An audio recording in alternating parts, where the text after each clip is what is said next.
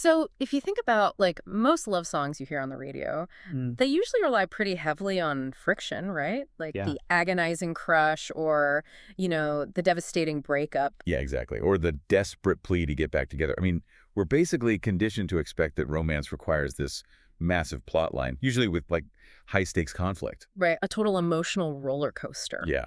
And if there's no drama, we almost wonder, is it even a love song? Which, makes the song we are diving into today so absolutely fascinating for you listening. I Love How You Love Me just completely removes that roller coaster. Like there are no drops, no loops. None at all. Right. So our mission today is to break down these lyrics.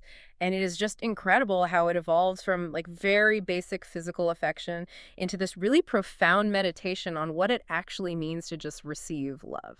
It really is. And, it does that by starting off extremely intimately. Like Yeah. the lyrics don't open with these grand sweeping declarations about destiny or whatever. Oh, yeah. No grand gestures. Exactly. The speaker just, well, notices their partner's eyes closing during a kiss Yeah. or, feeling a heartbeat while they're holding each other. It's grounded in these tiny, very physical realities. But then it does this pivot, right, to that core line. Most of all, I love how you love me. And I was thinking about it like receiving a gift. Oh, I like that. How so?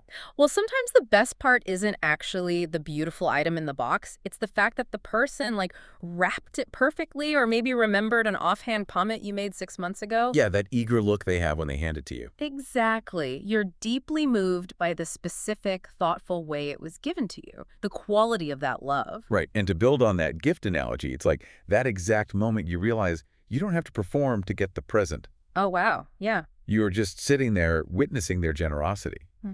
And the sources we have actually frame this as love as recognition. So the speaker steps away from love as this dramatic longing or like a prize to be won. Right. And they just witness their partner's pure tenderness. But wait, I have to ask. If there is no narrative arc, no longing, no conflict, doesn't that make for a really boring song? Like, where is the momentum? I mean, you would definitely think it falls flat.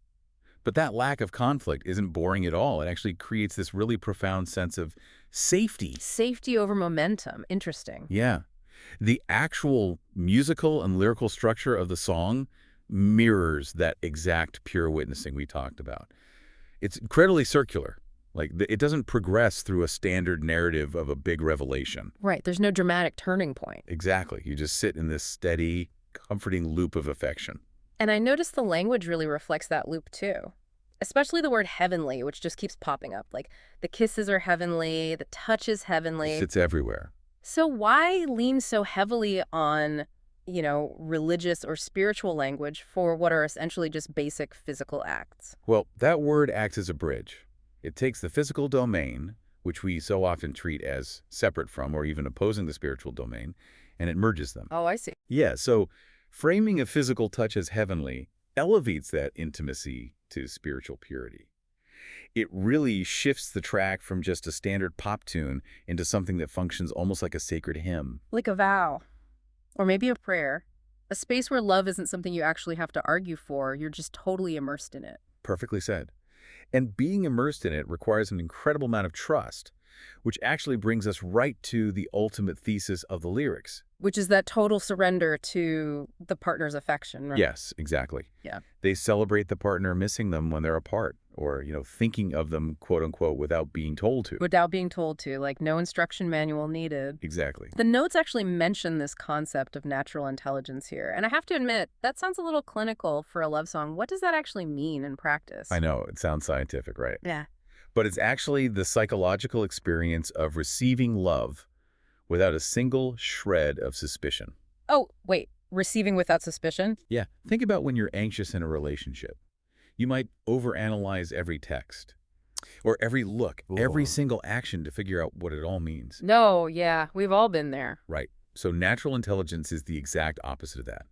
It's when the affection is evidence of perfect alignment.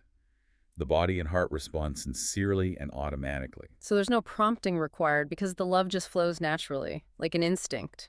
Exactly. It strips away all that anxiety we usually attach to romance. That is so beautiful. At its core, the song is just this amazing confirmation. Like, I love your touch, I love your closeness, but mostly, I love how your love actually reaches me. Yeah, it entirely redefines the metrics of a successful relationship. It is not about surviving those dramatic heights or tragic lows. It's just about settling into the steady, quiet rhythm of being cherished. So, before you move on with your day, consider this for yourself. In your own relationships, how often do you pause to appreciate the way someone loves you rather than just loving them? That's a great question. What would change if you stepped off that emotional roller coaster and simply witnessed love as a natural intelligence without ever feeling the need to earn it?